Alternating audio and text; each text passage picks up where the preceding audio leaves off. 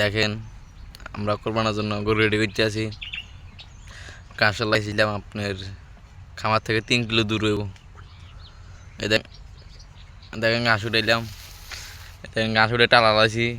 আপনার নিজে নিজের দিনে 2টা বাজে যাইব, এখন বাজে 8টা বাজে গেল। আপনার চানু করবান তো, সে কারণে গরু রেডি করতে হইব। গরু না দিতেও ঠিক তো কোরবানোর সময় বেঁচা যাইব। এ দেখেন ঘাসগুলো উঠে নেবো। এরম গরু আর দেখিনি বুঝছেন ভাই।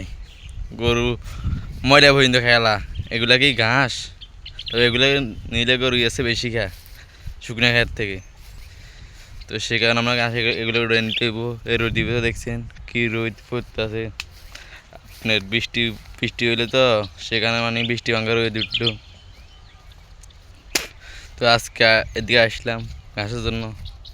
এদিকে আসলাম আপনার খুব 15 দিন আগে আসি, ঘাস নিলাম।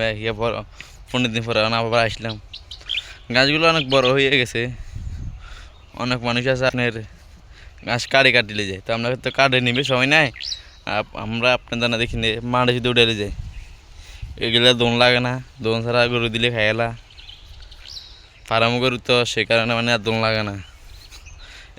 পেনিয়ে লাগা যান শুকনো খের নাই তো সে কারণে গরু কি করবো বুঝেন না।